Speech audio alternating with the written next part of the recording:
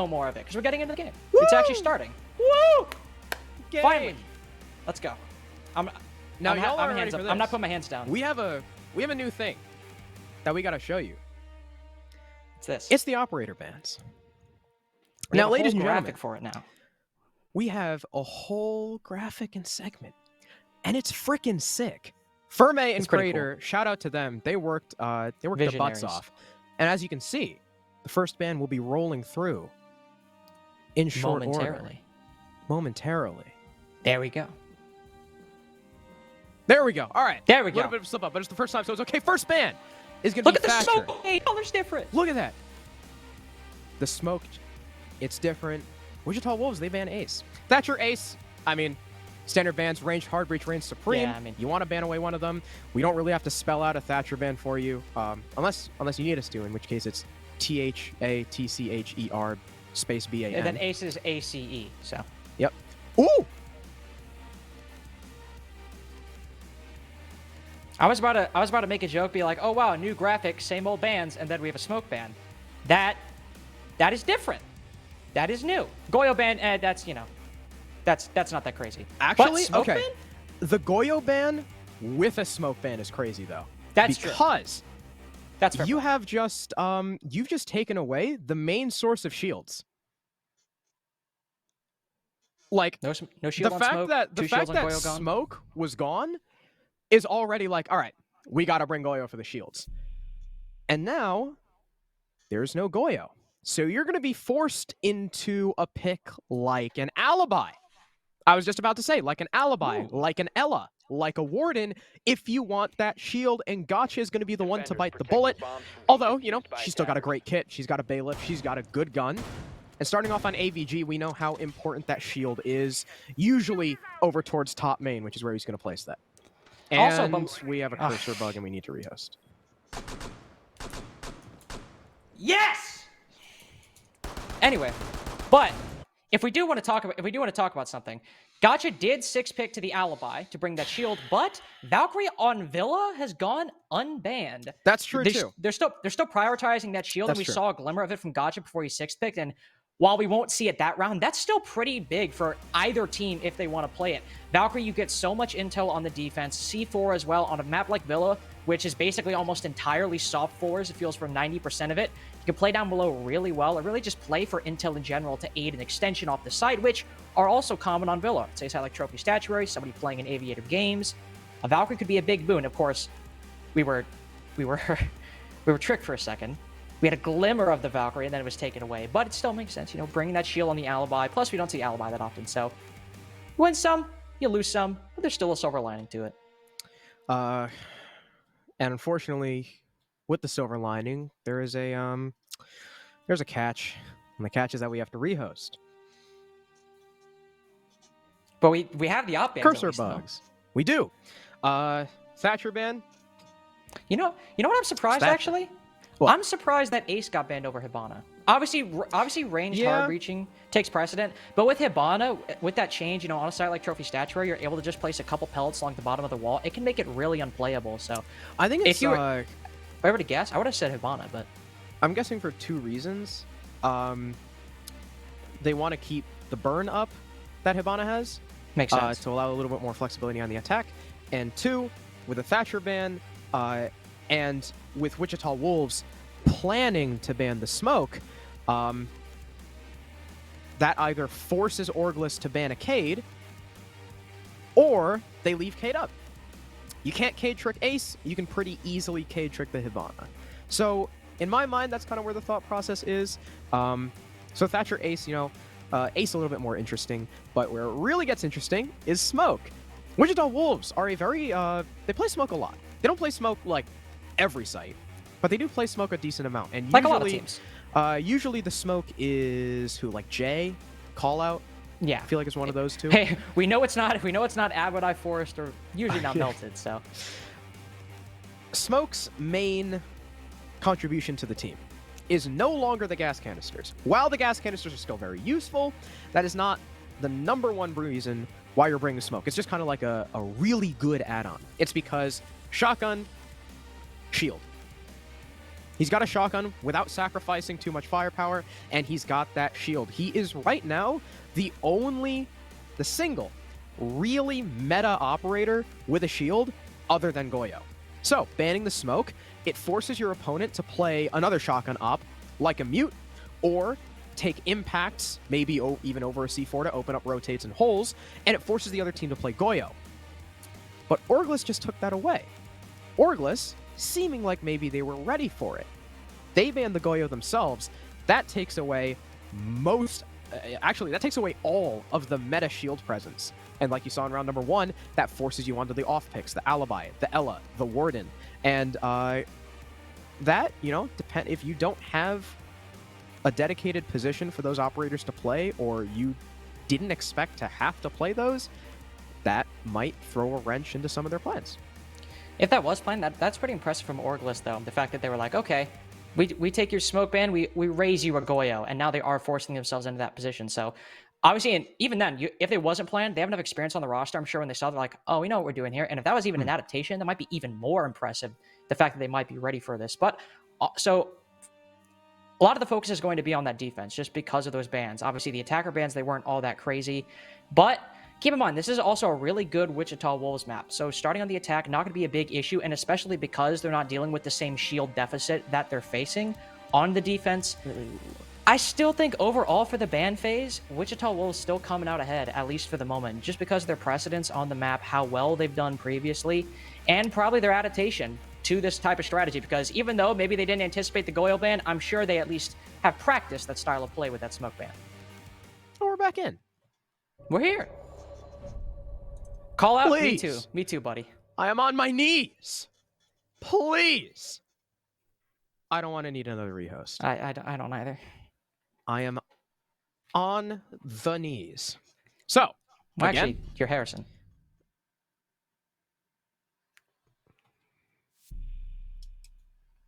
Too easy. I can't believe you just did that. I can't believe I just did that. Oh my god. As I was saying, I'm the worst person. Just like we saw before, it's going to be AVG. And Gotcha's going to be on that Alibi. You know what's... Okay. You know what I'm really going to be curious about?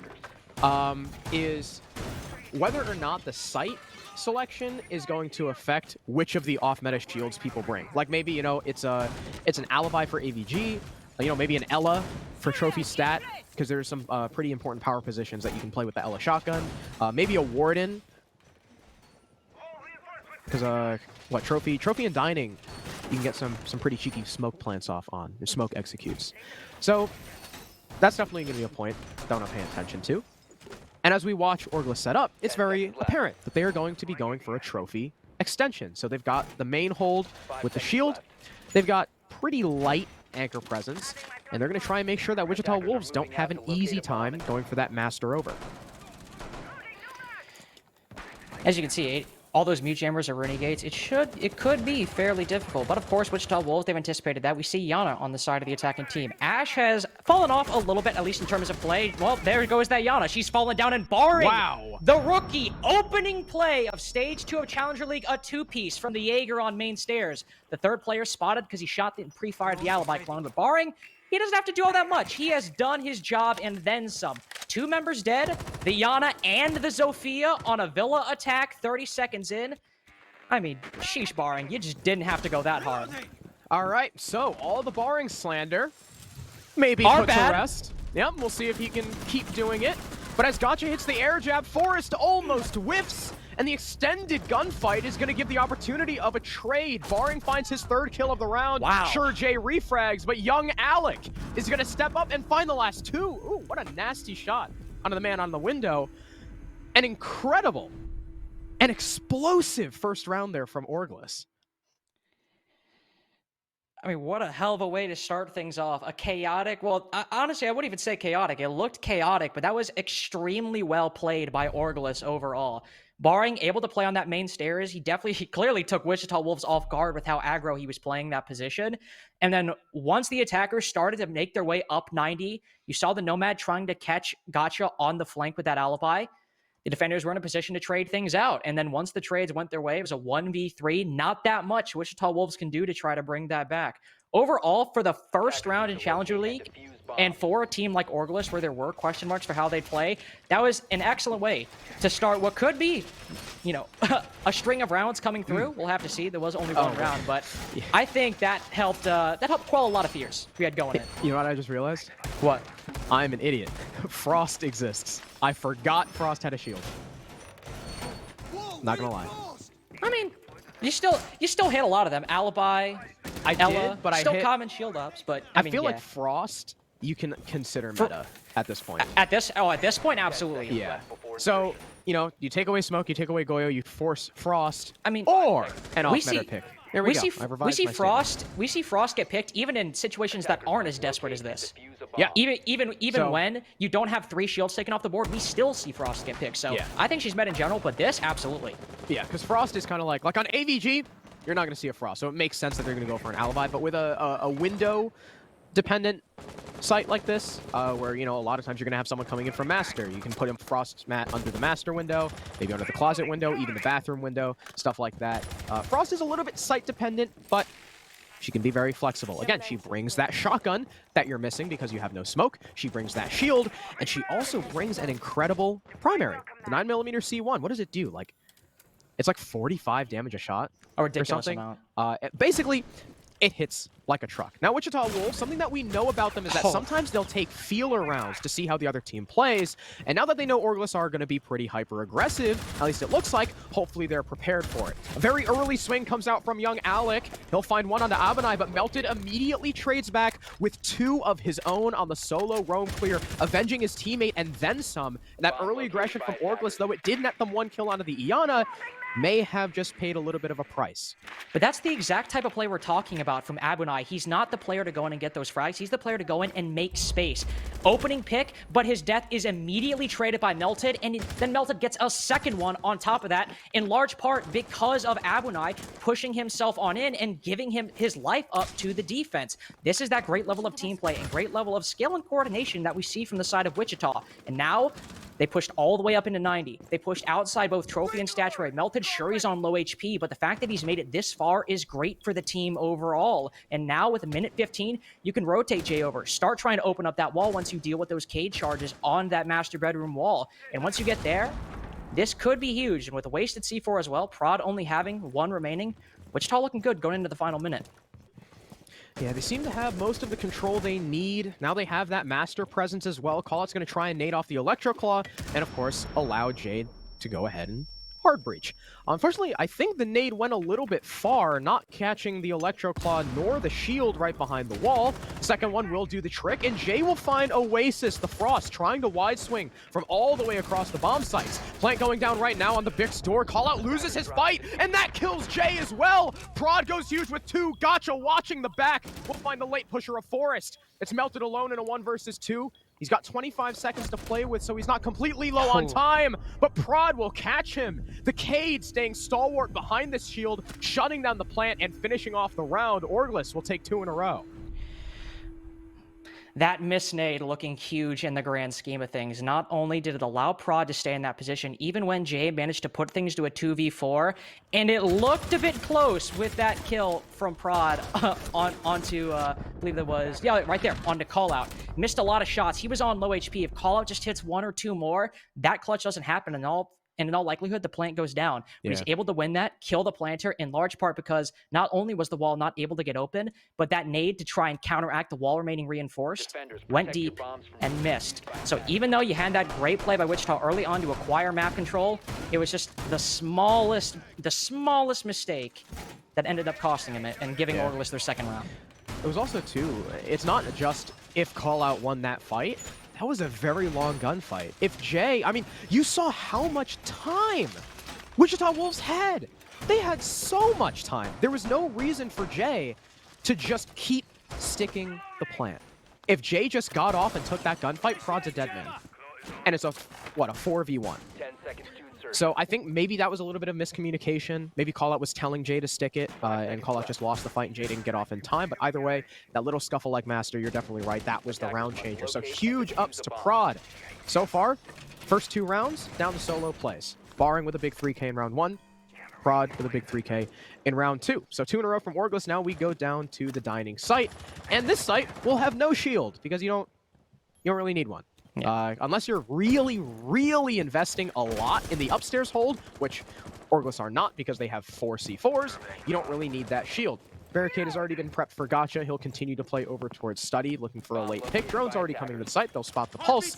And as Wichita Wolves clear in, they're definitely going to have to be wary of those C4s. I think 2 of the most important rounds of the game are this round and the next one. As you mentioned, Harrison, Wichita Wolves like to take feeler rounds. They like to feel out the other team. They'll often lose those first 2, maybe even 3, and then they'll clamor back and win a massive amount of rounds in a row. So depending on how Wichita play this one, if they're able to take it and take it pretty handily, that might be the case. Or if they don't, maybe Orgless should just have something over Wichita that we didn't realize. Gotcha, at the very least, has gone aggro already, continuing with the trend, though he's more so wasting time and not continuing the same push outside that he had earlier. As Oasis takes 75 HP worth of damage, Orgless still in a strong position, but potentially also in a spot to get capitalized. But instead, it's Barring to get the opening pick. That's call out dead. That is your sledge. On a site like this where sledge is oh so important, once you get that top floor control, you have to take out the anchors. You have to make sure they are not comfortable. You're also losing a set of nades. That is a huge pick. Now, I mean, call out can IGL from the backlines now, but in terms of utility, that is massive for Orgless. There's only a minute 20 left now. Wichita Wolves are still clearing this upstairs. They've only got these breaching charges from Melted to play with. They have not cleared this man out of trophy. And Avenai is actually going to lose the fight to Alec. Alec is looking for another one as well, as both he and Melted whiff a couple shots. Melted making sure there's no one coming from red to assist young Alec. Right now, the Saruni is on an island, but he's able to get away. He's able to tag up Jay and escape down carpet and back to the site. The roam clear from Wichita Wolves, very unsuccessful, not being able to find anything to go their way, with the exception of some damage on Oasis to put him down to 25, but he's still holding on to Memo. Jay is just going to try and push through the laundry doorway, but it's right into a double angle. Barring will be credited with the kill. Forrest will finally find a refrag, but he's on his way out. 38 seconds, and Wichita Wolves are stuck in a 2 versus 4. I don't believe they have no diffuser control was dropped over by Laundry as well, and neither of them right now are pushing there. You have Forrest coming in towards Memo, Melted coming in towards Bike. Forrest does win the fight onto Oasis, but young Alec trades off his only remaining teammate. 1 versus 3, 20 seconds, setting up air jabs by Memo to make sure he can't get flanked. Trying to push in, you can tell he's operating off of either little or no info. There's a man behind the dining table, and Gotcha will find him on the prone. 3 rounds in a row, a perfect site rotation for the defense. Round number 2, we saw the site pressure and the site players end up pulling through for Orgless in the end, but that round, it was won by the roam. Young Alec getting that kill right there, but managing to rotate back, undefeated, still on low HP, but alive nonetheless. The 2 biggest things there, not only the roam presence, but the moment you also lost callout as the opening pick, you're left with Melted's breach charges and not much beyond that. And when young Alec rotated, it had just hit a minute left on the clock. Even if Wichita Wolves wanted, they were not going to be able to get that soft destruction. All the players on the side were going to be able to play with pretty much free reign without having to worry about vertical control. And once you're left to push in those angles with little intel like we saw from Forrest, it's a recipe for disaster and a recipe for an Orgless win. And with that flawless cycle, this round will be the most important on whether or not Wichita Wolves needed 3 feelers to test things out, or if we just might have discounted Orgless a bit too much. Yeah, Orgless right now, I mean, they look fearsome. They're getting aggressive. They're hitting all their shots, and you can tell the way they're getting aggressive too is not just mindless ranked play. It looks calculated. Looks like they have a plan. It's smart. Every time they peak. I mean, sure, there's instances where maybe they're over peaking because they're feeling themselves, but so far they've yet to be seriously punished for it. So, good on them, because they can just keep doing it. Wichita Wolves have not found an answer. Their entry game has been a little bit weak. They have lost the opening pick in all 3 rounds. Their mid-round, the only time we've seen them be able to recover was round 2. And we haven't even gotten down to the execute phase yet. We've only really had 1 round where there was really an execute. And it was that trophy round, and it just looked like Wichita Wolves were unprepared. They didn't take the necessary steps before actually going to the site. So, this is looking like Wichita Wolves are not playing to the Wichita Wolves standard.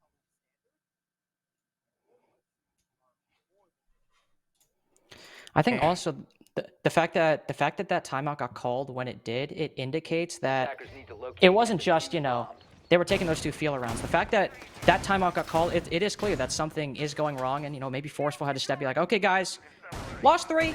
Let's go over that real quick. Going into this round, one of the big things you need to fix is obviously that main stairs take. That's where things failed. Likely didn't anticipate Barring getting that aggressive, because that's not a position where you usually get that aggro, in all fairness. So I imagine Wichita Wolves rightly didn't anticipate it. They were playing him to play a bit further back, and Wichita to have to work a little bit more. But now that they've had those 3 rounds to anticipate that aggression, if they decide to take that main stairs take a bit more lax, or if they're better prepared for it, they're able to catch Barring making a similar play. A lot of this will be defined by how he takes it on their second defense of this site. That could be where the round is won or lost once again. Yeah. Wichita Wolves, in order to try and stay in this game, they've got to take the next 2. Yeah, they've got to. They've got to try and secure that 2-4 attacking half. We do have a little bit of an interesting development. A little bit of an operator lineup shake-up. Jay and Forrest have now swapped, and Gotcha, going for a very aggressive peek on the Master, will get put in his place. Melted will find the first opening kill that Wichita Wolves have gotten all match. Is that a change for the better? That remains to be seen. They have that 1-man advantage, and they're going to start clearing from the Master side of things. And I think Forrest now with the Jackal, maybe it'll allow those off-site players to be tracked down, no pun intended, a little bit more efficiently. And you got Jay with way more utility for the site execute, something that Wichita Wolves, the 1 round they actually got to it, definitely looked a little bit lacking in.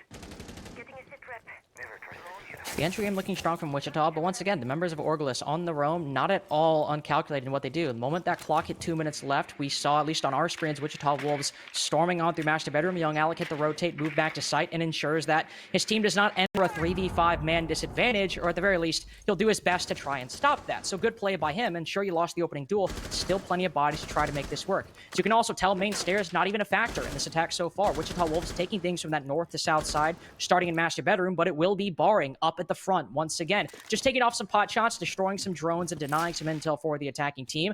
Overall, making things a little bit more uncertain as Wichita Wolves push on in.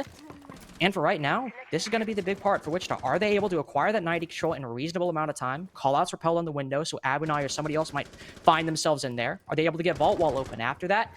They don't exactly have a lot of time at their disposal, so they'll really have to make do this final minute. They'll have to maximize all of their allocation in terms of utility and what they want to do. Yeah, the nades and the Capitao are going to be severely influential when it comes to this execute, because that's kind of the buffer for the time. You're making up with your lack of time by an influx of utility. Now, Jay, curiously enough, just wasted, not really wasted. He burned the Aruni Gate with his fire arrow, which is definitely a little bit curious, but Abunai will catch Barring on an angle, and Oasis peeks out aggressively. The pump shotgun fails him, and Abunai flicks. Young Alec will get 1 trade. He gets the Capitao. That's an important pick in terms of utility, but he's very low on HP, and he and Prod, and now just Prod, is stuck in a 1 versus 4. Prod will light up Abunai, but is it going to be enough? 25 seconds to waste, and he can't see Forrest. Wichita Wolves with a much more dominant round number 4, seemingly a return to form. Unfortunate for Oasis on that peak. It looked like it might have been a guaranteed kill had he managed to land the shots or landed fully on his chest, but sometimes you miss, and in that situation, he might have gotten that on Zombie Doorway and Abunai in general that he likely would have been traded out unless he managed to do something incredible or Wichita Wolves had fumbled the bag a little bit. Also, Abunai landing that long kill on the Barring. Oh, you can see, Abunai took 75 HP worth of damage, left at 25. So maybe that was a case of the shotgun being a little inconsistent, but either way, the way he crossed, he could have gotten away with that, but hey, sometimes it's Siege and those things happen. Either way, Wichita Wolves come away with their first round and their strongest looking attack so far. Once they reached that late round, they had Forrest rotate over to Study. Once Barring was cleared out, everything you need on an AVG attack, specifically when you're going for that vault plant, was in their hands, and they didn't even need to get down to the execute or the bomb going down because they killed everybody. That was very well done. Applause. I think something that definitely worked in their favor, I think, is when they killed Gotcha, the clear itself and the way Wichita Wolves played looked more confident. I think that's a big thing. It looked more confident. And as we know, when teams are confident and they have the wherewithal to back it up, they can be very scary. seconds left before insertion. We'll now see in the next couple rounds whether or not Wichita Wolves' feeler period Attackers must is locate over. and defuse a I mean, bomb. hell, if they even take a 3-3 half here, that'd be huge for the Wolves because they, remember when they played this map against Slaughterhouse? Slaughterhouse are not a slouch of a team. Or, well, I guess ex-Slaughterhouse. Slaughterhouse when they were Slaughterhouse. Wichita Wolves took a 5-1 defensive half. That's really good. So even if they go 4-2 here, I think it's still possible that they can win this outside of OT. The Orgless have done very well. But if Wichita Wolves are able to tie this up 3-3, that's going to be huge going into their defense. Bit of a risky peek by Barring there. He'll move his way back in as, once again, Wichita Wolves know that they are extending into Aviator in games. Of course, Barring was here last time, so nothing all that new on their front, and he was aided by young Alec inside of 90 as well, so nothing changed all that much for the side of Orgless, and this was also the round where Abernai pushed on in, got traded out, and Melted pushed in, got that two-piece, single-handedly dealing with both the 90 presence and the presence inside of Aviator. But now they're not playing nearly as aggressively. Minute in, Abunai might make his way up, but young Alec has already rotated back, and while Barring is trapped here alone and could find himself pinched momentarily, no, it's Gotcha to land the opening pick, and Orgless will not give away anything just yet. Gotcha will get a little bit of revenge, opening death in the previous round, getting the opening kill in this one. Abunai eats a C4 to the feet, though he's not finished off, and Barring will get pre-fired away by Jay after Abunai finds young Alec. So they lose Forest, but they gain 2 kills in return, and those are the roamers done and dusted. A minute and a half sacrificed for it, so not the most efficient of roam clears, but hey, it's a 1-for-2 trade, and the Jackal's utility, now that everybody is on site, not nearly as important. Now, Abunai, sure, he's lit up, but he's still got those nades. He's still got, I believe, the Gone 6, and he's still got that droning ability. Jay also has full util. Callout still has his burn, etc. So Wichita Wolves, though a little bit low on time, they're still looking pretty good into this round. The big question mark right now is, can they deal with Prod? Because last time those nades missed, they didn't clear the shield, and Prod shut down the plant with a 3K.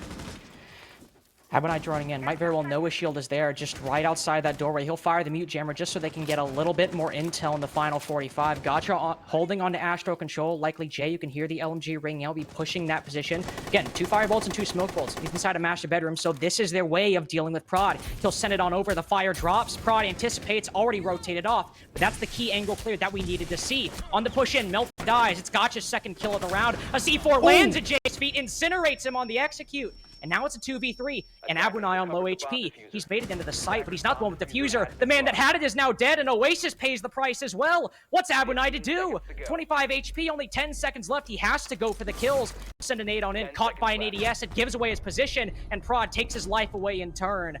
It's Orgless' 4th round, and Wichita Wolves were not able to net a streak after that timeout. Wichita Wolves doing a little bit better when it comes to the clear, and definitely a little bit more due diligence when it came to pushing the site. But again, they cleared Prod out of position, but he still had that angle through the single wall. It's opened for the C4. Jay, unfortunately, while shooting the frost mat, it lands right at his feet, and Jay has no support. He has nobody with him to retrieve the diffuser. I guess Wichita Wolves just didn't expect Orgless to be able to land that C4, so by the time somebody actually rotates around, all you're covered from the other site. Those smokes that Jay put down, they've dissipated. You can't just walk in for free anymore, and we saw that when I believe it was, who was it? Callout that rotated? Melted? One of those two. By the time the other player had rotated, Oasis just destroyed him.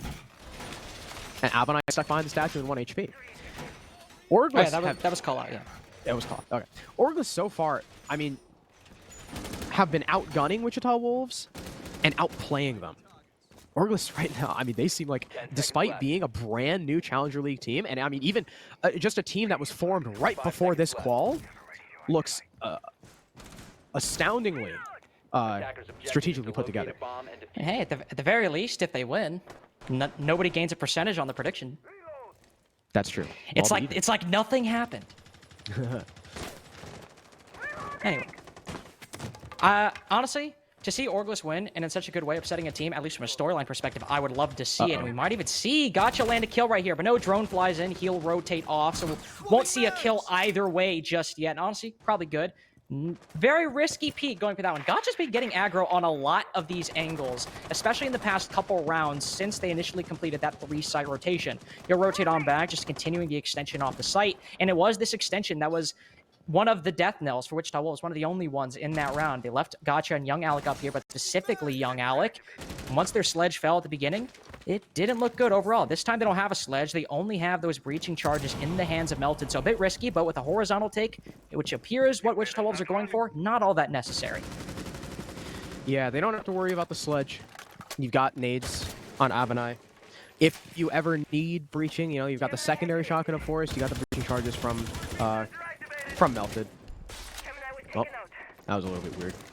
Prod is going to take a little bit of damage as they spot him out inside of living room, and he will be finished off by Avanai. So far, the team with the opening pick has gone on to win the round. That's what we saw in Wichita Wolves' only success so far. So, is this opening pick onto Prod, the horizontal player in one of the C4s, is that enough for Wichita Wolves to take their second point?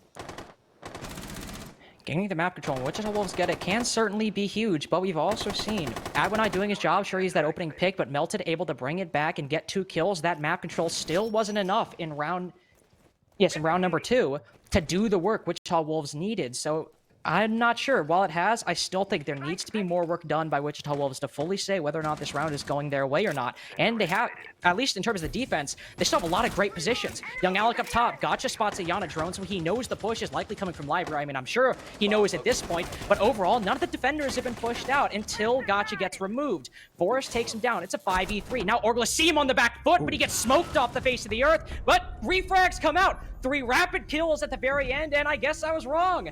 Wichita Wolves, sure they hadn't pushed the defenders out, but they were just waiting for them to get comfortable. Then the moment they pushed on in, they wiped them away and take their second round, ending the half 2-4. Very well executed by Wichita Wolves. They figure, hey, our top clear is not working, so let's just not do it. Like, clear horizontally. They get the opening pick, and while everybody is set up towards Memo, the entire defense is distracted by this living room push. You send Forrest down as Jackal. He can clear for himself with the footprint scanner. He comes up pantry at the perfect time. He finds Gotcha. That is the only dining player left on the squad. Because he kills Gotcha, that allows one of the other attackers, namely Avanai, to now flood China, and sure, Barring gets him. Barring gets Forrest. But there's that China player with the refrag, and just Wichita Wolves as a whole taking out Orgless as they try and collapse back on the site once Gotcha and Barring were dead. Beautifully organized there by Wichita Wolves. A great adaptation, but it's still a 4-2 half for Orgless. Orgless, so far, have showed up and showed out. I think they have exceeded everybody's expectations so absolutely. far. I mean, 4 rounds on the defense with no smoke or Goyo is pretty fantastic. And Carter, we are seeing something that I have not seen in a very long time. What would that be, Harrison? What would that be? It is an Echo shotgun. Now that the Bearing 9 is usable again, thanks to its recoil buff, we see the Echo shotgun. You no longer really need to take that MP5 because there's no ACOG, so it's not like, oh, we're going to play Echo to hold the long angles that you used to see teams sometimes do. But way back, I remember like Goga. Goga was an Echo shotgun savant. And now it's back, and I'm very happy because I'm not going to lie. It's a little bit, what's the word? Nostalgic. Oh, and especially not just in terms of nostalgia. With that smoke ban, he's one of the key operators that will normally do site construction because he's in almost every single lineup. I forgot Echo has a shield. We really aren't doing our jobs, are we? Oh my god. We're kind of trolling. I'm batting 100 right now. Anyway, but with that shotgun as well, now they were able to bring it. That replaces that smoke shotgun you normally would have to do site reconstruction. So clearly, while a 4-2 half is great for Orgless, as you said, Harrison, earlier, Wichita Wolves, they went 5-1 on Villa in their game against Slaughterhouse, and they were the ones that initiated that smoke ban. They might know pretty much how to play this. We'll also see Adwenai playing in a similar position to how they defended Villa in the past. The Aruni sitting on red stairs with ADSs. He'll be droned out, and likely Orgless will know this, but Forrest knifes Gotcha as the opening pick. That's your sledge gone, so on an ABG, not the most important. You lost your nades, but I'm more questioning how in the hell that just happened. I remember I saw Abanai's like perspective, and I could see like the silhouette creeping up behind Gotcha. And I guess Forrest, he just wanted the knife. Lion Scan comes out to try and find some semblance of a refrag, and Nade will go out on red, but there's an ADS to catch it. And thus, Abanai will not be deterred from his hold. The second nade will go out. It'll deal a little bit of chip damage to him, but Barring, in the meantime, will take even more. Young Alec will finally find that red stairs player, but there's only a minute left, and now the Echo drones, now that they don't have to support that roamer, are coming back to site. And this is an aggressive shield from Callout, and despite him knowing Young Alec is there, he'll still lose the fight. What a reaction from the Iana. That shield player is now nullified. And that shield in the middle of the site, I mean, that might even work to the attacker's advantage depending on how this post-plant goes. Jay, he's got those yokai cams. He's going to be incredibly important when it comes to the push, because right now, he's the only form of plant denial. There is no C4 on Forest. He took impacts. So even if he's playing below, it doesn't matter, Lord. but the red flank! Nobody's on cams, nobody's watching it! He'll get 2 before he's traded out by Barring. It's Melted and Jay against Prod and Barring on just 1 HP with 20 seconds left. Barring will pick up that diffuser, but they're very low on time. Prod has no EE1Ds left, so this is just going to be a raw execute. Flash is coming in to try and stun out Vault. Barring now going for this plant with 8 seconds. Where's the yokai drones? They need to start denying. The angle not known by the Jaeger. Melton's going to almost lose the fight. No, he lives. He's finally taken out by Prod, but there's the echo by the plane. No, it's too early. He's going to start getting it down, but the Lion's taken out. Jay is still going to win it. Oh my Nearly God. a whip from the echo drone, but the gun skill still comes through. What a round from both teams, but Wichita Wolves in the very end just ekes it out. Good first defensive win, but Jesus, it should not have been that close. A millisecond too early on the yokai stun. Honestly, I was so worried. I forgot it was 000, and I was like, is he going to clutch this? But the Lion wasn't looking the right way, and it managed to land out. But can we just talk about Forrest in that round? The knife kill on Nagacha aside, a brilliant flank onto red stairs. The attackers, as you said, they weren't watching it. They were focused on the execute and moving their way into sight. Forrest strikes at the exact right time. But even then, Orgless managing to bring it that close, taking on the Jaeger. Great coverage by Prod on the Lion. Just unfortunate that with that Echo, his efforts were still all for naught. Brought Jay off the plant. Prod was concerned about where the Echo could be. They didn't have intel on his exact position. Wasn't looking the right way. Got smoked by that new and improved Bearing 9. Wichita Wolves take their third round. And it's their first, starting out on the defense. Always a good note. That was... Whew!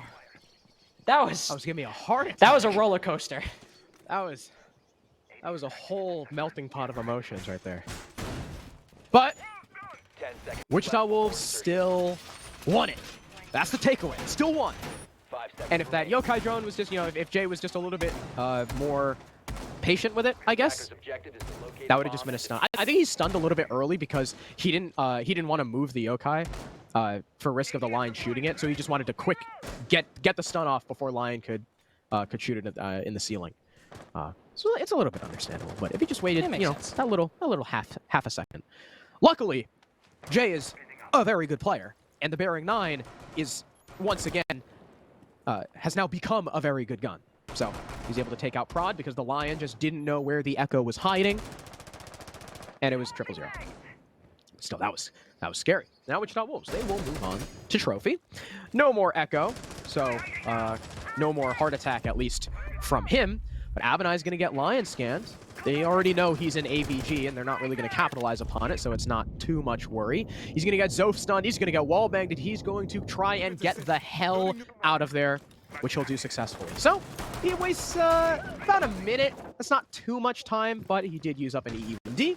He shot 2 drones, and he wasted some of Barring's utility. So, semi-successful. Overall, though, good coordination by Orgless on their own. The E1Ds in tandem with the concussions and overall the droning, intel, all of that. Able to push the roam out in a minute. That is nothing to slouch at. And unfortunately, something that you do need to slouch at is a bit of a missed C4 by Melted. Not entirely sure where it was or where it was from, but either way, it is missed nonetheless, and that's the only C4 on the side of the defense.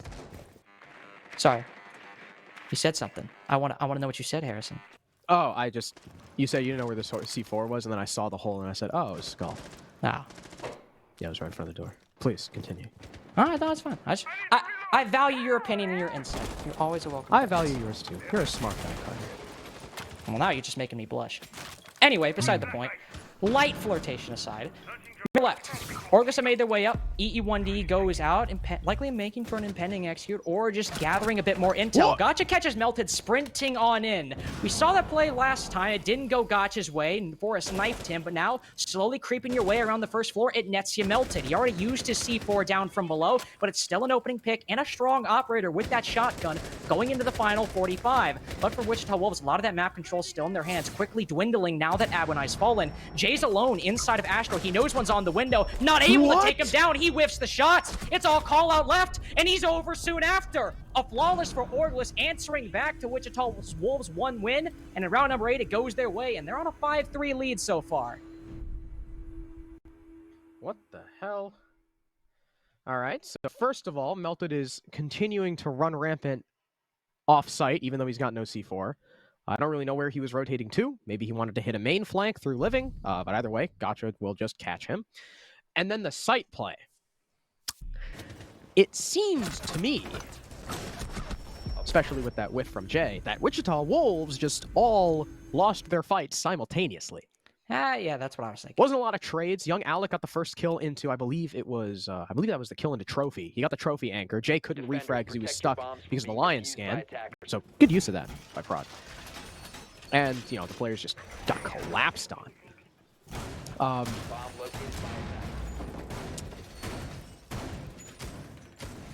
That round was weird. I will leave it at that. But Orgless are now at 5-3. Orgless are 1 round away from claiming their very first point in Challenger League. How exciting. That's cool. Unless Wichita Wolves take the next 4 in a row, even if they win, they won't be able to collect the full 3. 5 seconds left. And I will say, I said this a bit earlier, but this will be the happiest I've ever been losing a prediction if Orgless win, because this is an impressive showing from the team.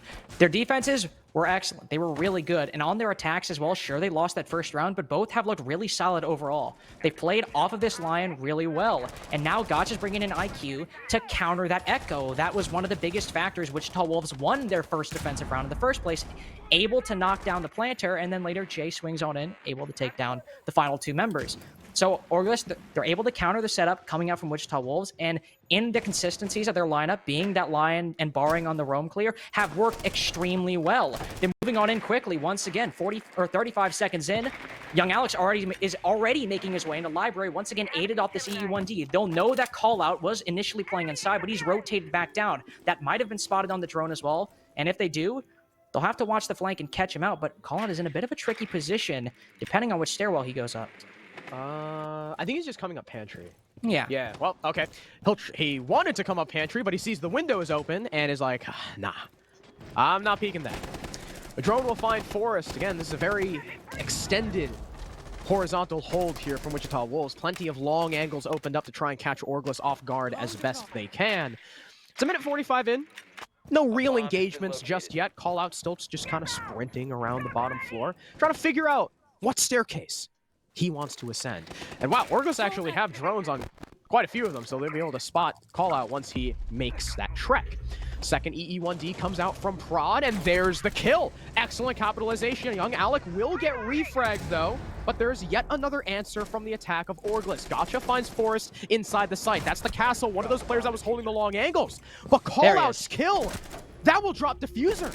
Jay takes out the pantry player. That's absolutely massive for Wichita Wolves. They have case control, and now Prod and Barring have to try and retake it. Melted will get lit up by the Lion. He's trying to escape through Mudroom. He may have just forfeited that case control. And Barring, he's crouch walking in the basement, trying to, just like Callout, figure out what staircase he wants to ascend.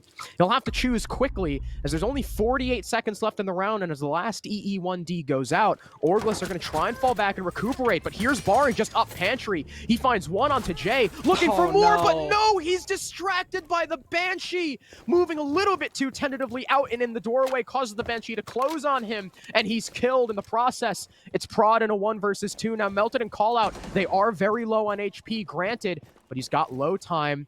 And those yokais, unless Gotcha did work beforehand, those yokais are likely still up. And Prod, while hunting for a flank, will get killed from inside the site. Wichita Wolves, they'll hold on. Just what an unfortunate way for Boring to make that entry. He got that kill. I was like, oh, this is the play. This is where it happens. But when you walk into the Melusi Banshee, if you're not aware of the change, the Melusi Banshee is no longer always open. It's closed. And then when you walk in the proximity, it opens up and it starts activating. It starts signaling that you're there. But there is a small animation of it opening up. It doesn't instantly open up. It's probably like half a second, and then it opens up. Right when Boring walked in, it activated. He turned to shoot it, but the animation hadn't completed yet. It was not able to be shot. And then when he got distracted, that provided the perfect way for a defender to swing in. That was a big thing when that Melusi change went through. It's kind of like Frost now. You look down at that Frost mat, it's crosshair displacement, so the attackers have a much difficult time winning that fight, and that's exactly how Boring lost his life there. On top of what looked like a pretty solid attack overall, taking down the roam control, isolating callout down below. Now, while he did come back and end up getting the kill, it still looked strong from Orgless and looked like strong play towards the end, but it's the little things that end up taking it down sometimes. And in that round, it was Boring just getting a little bit distracted, justifiably, of course. Fun fact. Fun Wichita Wolves versus Orgless on Villa trivia. 10 seconds left before That round number 9, is the first round in which the team that got the opening pick lost the round. Attackers are moving out to locate a bomb and We broke the mold, Carter. Look at us. We lasted 9 Breaking rounds with tradition. before it happened. That is an incredible streak. Of course, we did that. We broke the mold. It's our doing. Call us trailblazers. Pioneers, if you I will. have to. Well, Just no, kidding, they're in Group B. But, oh man, all right. Jinx! Knock on wood. bomb located. I don't have any wood around me. I have a. Actually, is my desk metal? I actually have no idea what material my desk is, but I knocked on it anyway. Epic.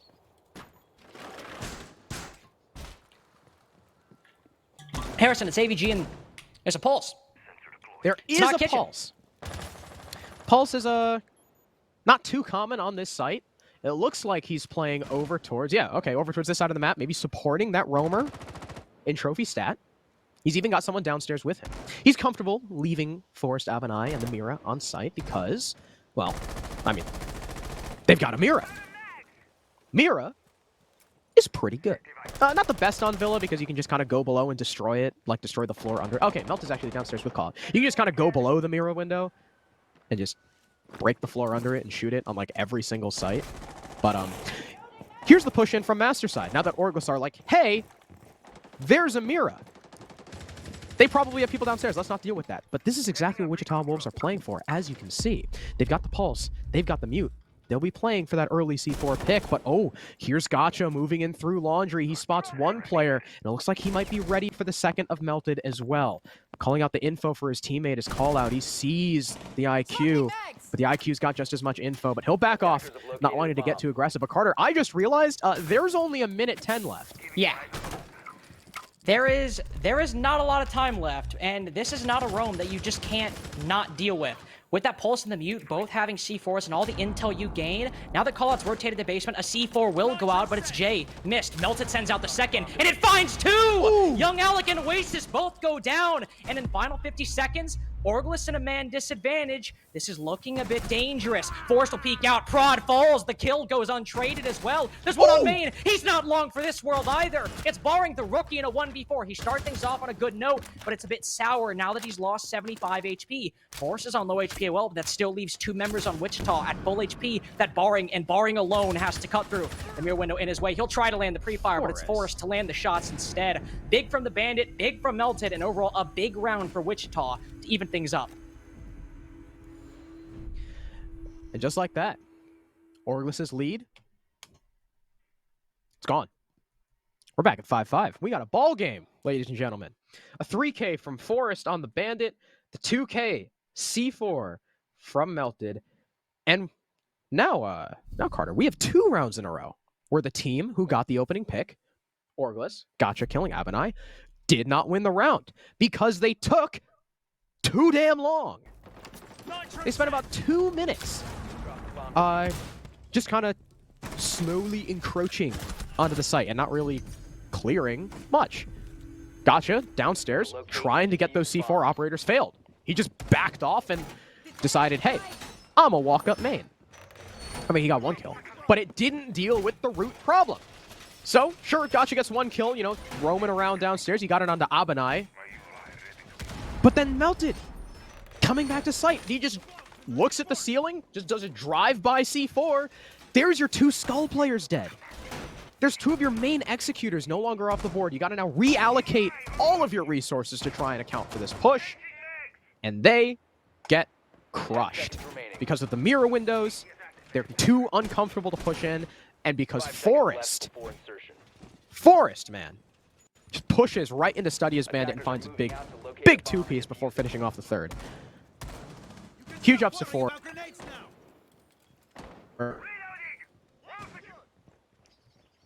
But it looks like they are slowly starting to turn back into the Wichita Wolves that we know and love.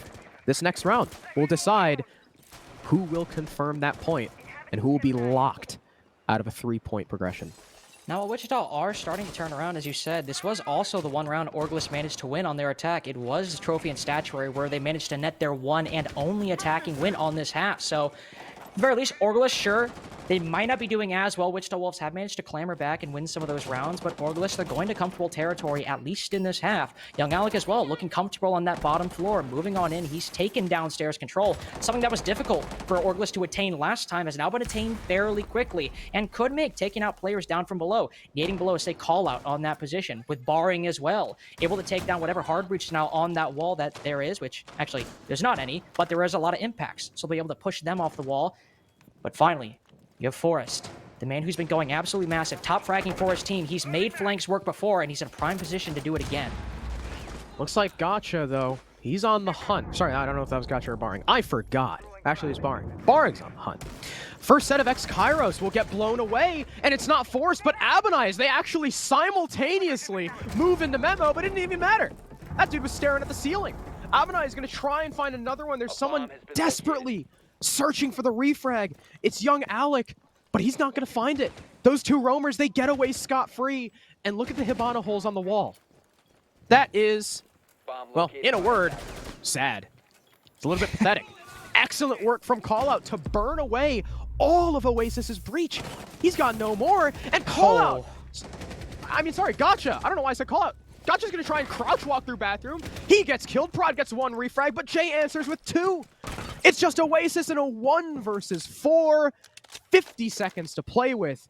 And Wichita Wolves in these past couple rounds as a whole on their defense, with the exception of 1 loss, have just looked utterly dominant.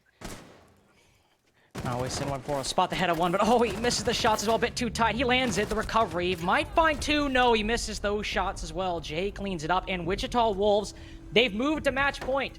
They are sounding the call for them to mobilize and move towards victory, and they just need 1 more round to get it. Now they've won every single site. They've won AVG twice, Kitchen once, and now Trophy once as well. And that was the biggest site that was hit or miss. All these other sites, Wichita Wolves have looked strong on. But don't count out Orgless yet. They could still bring things back. Depending on how things go, could net us overtime. The first one is stage 2. And it is Dining. Oh, well, Dining is still a good site. Still a tertiary, right? This is still the site that you're supposed to, quote unquote, usually be a little bit more comfortable on the attack. Gotcha's going to swap off of Sledge. Oh, never mind. Never mind. I lied. Gotcha's going to bait me and stay on Sledge. Wichita Wolves are now taking the Mozzie, they're taking the Alibi, and the Frost. Oh, that's interesting. Okay, they're taking the Frost for the they're taking the Alibi for the shield because Frost has a BP. That's a little bit interesting. I mean, you don't necessarily need a shield on this site unless you really want to hold the top floor. And that shield is going to go top Astro. So they really want to make sure that Astro is not free, especially not from the bathroom angle. However, it does remain to be seen if anyone will be joining whoever's holding Astro on the top floor. I imagine it might be Forrest, with the rest playing downstairs. Actually, maybe even Jay, because Jay has impacts and not C4. All right, Abanai is going to run out. There's no one there. I got scared. I'm not going to lie. Abanai probably got a little bit scared too. He peeked out. I was like, okay, go back. We're not doing that. But you also want to know the interesting thing about Wichita Wolves hold. No pulse. There was a Valkyrie, and it was switched. Only one Clearly, they're support. just... Yeah, they're... Only call out, and he actually was the person on that Valkyrie before he switched, but they're clearly just trying to play this to burn or deny intel, burn utility, and waste time, because this is, after all, a kitchen dining push. They're only going to come from one of two directions, either master bedroom, which the roam up top will be able to deal with, or horizontal, which you can certainly rotate people over to deal with it, and it looks like the latter option is what Orgless are deciding to tackle. Young Alec making his way through library. Once again, we've seen him play this position before, but will not clearing out up top be detrimental to them in the long run. You have that hold down the red hallway that we saw, I believe was, melted, and now Abunai walking right next to. That's a powerful angle they could use at their disposal if they're not cleared out up top. But with people moving up to red, you might very well see a split take on the top and bottom, but both coming from that south side.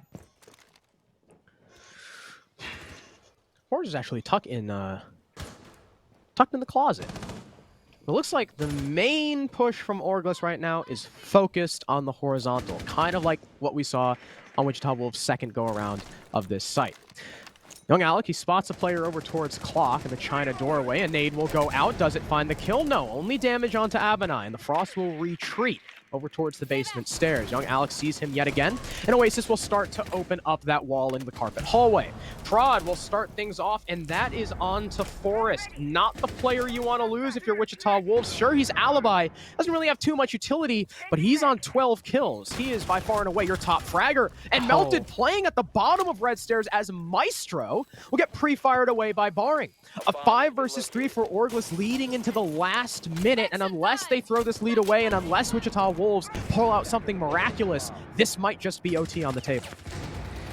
A 3v5, we've certainly seen worse chances, and if any team can do it, it's the Stage 1 champions, Wichita Wolves. 45 seconds left. Gotcha starts to make his way in on through Laundry. Spots one, just can barely not land the shots as one of the members, I believe that was Jay, moves around the corner, but there's still a lot to be done. A pincer, some coming from library, Gotcha coming from pantry. A lot of angles Wichita Wolves need to contest, and not a lot of men to do it with. But to fall, Abunai gets Barring, and Gotcha falls soon after rapidly. Oasis finally his answers back. It's a 1v2. Colt has to clutch up big. He's on low HP. He's not able to win the fight against Prod with the pistol. Despite the better gun in the hands of the Mozzie, it's the better angle for Prod on the Nomad, and we will need overtime. The first of stage 2, and I do not know which way this could go. Yeah. Even at the end there, even if Mozzie won the fight against Prod, you saw Oasis was rushing in from the back. Orgless had a pinch on that last guy. There was no way the Mozzie was going to win that.